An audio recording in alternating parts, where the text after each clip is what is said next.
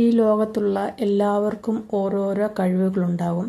പക്ഷേ നമ്മൾ ആ കഴിവുകളിൽ ഒന്നും അഹങ്കരിക്കരുത്. എപ്പോഴും നമ്മൾ വിചാരിക്കേണ്ടത് നമ്മളെക്കാൾ കൂടുതൽ കഴിവുള്ളവർ ഉണ്ടാകും എന്നാണ്. നമ്മുടെ വിനയമാണ് നമുക്ക് ഏറ്റവും വലിയ ആയുധം. അതിന് ഉദാഹരണമായി ഇന്ന് ഞാനൊരു കഥ പറയാം, കേട്ടോളൂ. ഒരിക്കൽ ഭഗവാൻ കൃഷ്ണൻ തൻ്റെ കൊട്ടാരത്തിലിരിക്കുമ്പോൾ അദ്ദേഹത്തിൻ്റെ വാഹനം ഗരുഡനും ആയുധം സുദർശന ചക്രവും ഭാര്യ രുക്മിണി ദേവിയും പരസ്പരം തങ്ങളുടെ കഴിവുകളെക്കുറിച്ച് വാദിക്കുകയായിരുന്നു. ഓരോരുത്തർക്കും താനാണ് ഏറ്റവും വലിയവൻ അല്ലെങ്കിൽ വലിയവൾ എന്ന അഹങ്കാരം ഉണ്ടായിരുന്നു. ഗരുഡൻ പറഞ്ഞു, എന്നെക്കാളും വേഗത്തിൽ പറക്കാൻ ആർക്കും കഴിയില്ല. ആ കഴിവുള്ളതുകൊണ്ടല്ലേ ഭഗവാൻ എന്നെ തൻ്റെ വാഹനമായി തിരഞ്ഞെടുത്തത്. സുദർശന ചക്രം ഉടനെ പറഞ്ഞു, ലോകത്തിലെ എല്ലാ ആയുധങ്ങളെക്കാളും ശക്തൻ ഞാനാണ്. എനിക്ക് മുന്നിൽ ആർക്കും പിടിച്ചു നിൽക്കാനാവില്ല. രുക്മിണി ദേവി പറഞ്ഞു, എന്നെപ്പോലെ സൗന്ദര്യമുള്ളവർ വേറെ ആരുണ്ട്?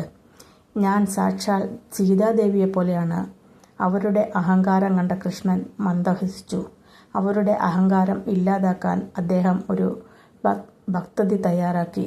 കൃഷ്ണൻ രുക്മിണിയോട് പറഞ്ഞു, പ്രിയേ, നാളെ എന്നെ കാണാൻ ഒരു വിശിഷ്ട അതിഥി വരുന്നുണ്ട്. നീ സാക്ഷാൽ സീതാദേവിയെപ്പോലെ സർവാഭരണ വിഭൂഷിതയായി അണിഞ്ഞൊരുങ്ങി നിൽക്കണം.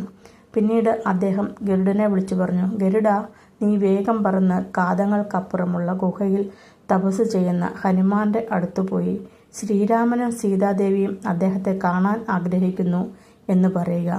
അവസാനം അദ്ദേഹം സുദർശന ചക്രത്തോട് പറഞ്ഞു, നാളെ എൻ്റെ ദർശനം ആർക്കും ലഭിക്കില്ല. എൻ്റെ അനുവാദമില്ലാതെ ആരെയും അകത്തേക്ക് കടത്തിവിടരുത്. മൂവരും തങ്ങളുടെ ദൗത്യത്തിലേക്ക് തിരിഞ്ഞു. ഗരുഡൻ ഹനുമാന്റെ ഗുഹയിലെത്തി കൃഷ്ണന്റെ സന്ദേശം കൈമാറി. രാമന്റെയും സീതയുടെയും പേര് കേട്ടയുടനെ ഹനുമാൻ ഭക്തിയിൽ ലയിച്ചു. ഗരുഡന് ചിന്തിക്കാൻ പോലും സമയം നൽകാതെ ഹനുമാൻ ദ്വാരകയിലേക്ക് കുതിച്ചു. ഗരുഡന് ഹനുമാന്റെ വേഗത കണ്ട് വിശ്വസിക്കാനായില്ല. തൻ്റെ വേഗതയെക്കുറിച്ചുള്ള അഹങ്കാരം കാറ്റിൽ പറക്കുന്നതായി അവന് തോന്നി. ദ്വാരകയിലെത്തിയ ഹനുമാൻ ശ്രീരാമനായി മാറിയ ശ്രീകൃഷ്ണന്റെയും സീതാദേവിയായി അണിഞ്ഞൊരുങ്ങിയ രുക്മിണിയെയും കണ്ടു. അവൻ രുക്മിണിയെ സംശയത്തോടെ നോക്കി ചോദിച്ചു, പ്രഭോ, ഈ സ്ത്രീ ആരാണ്? സീതാമാതാവ് എവിടെ? രുക്മിണിക്ക് ഈ ചോദ്യം കേട്ട് ഞെട്ടലുണ്ടായി. സീതാദേവിയുടെ സൗന്ദര്യത്തോട് തനിക്ക് മത്സരിക്കാനാവില്ലെന്ന് അവൾക്ക് മനസ്സിലായി. സുദർശന ചക്രത്തിന്റെ അഹങ്കാരവും ഹനുമാൻ ഇല്ലാതാക്കി. കൊട്ടാരത്തിൽ പ്രവേശിക്കുന്നതിന് മുൻപ് സുദർശന ചക്രം ഹനുമാനെ തടഞ്ഞു. എന്നാൽ ഹനുമാൻ സുദർശന ചക്രത്തെ ഒറ്റ വിഴുങ്ങലിന് വിഴുങ്ങി. ഹനുമാന്റെ വയറ്റിൽ കിടന്ന സുദർശന ചക്രം തൻ്റെ നിസ്സഹായാവസ്ഥയോർത്ത് ലജ്ജിച്ചു. ഗരുഡൻ ദ്വാരകയിലെത്തിയപ്പോഴേക്കും ഹനുമാൻ മടങ്ങിപ്പോയിരുന്നു. തങ്ങളുടെ തെറ്റു മനസ്സിലാക്കി ഗരുഡനും സുദർശന ചക്രവും രുക്മിണിയും തലകുനിച്ചു നിന്നു.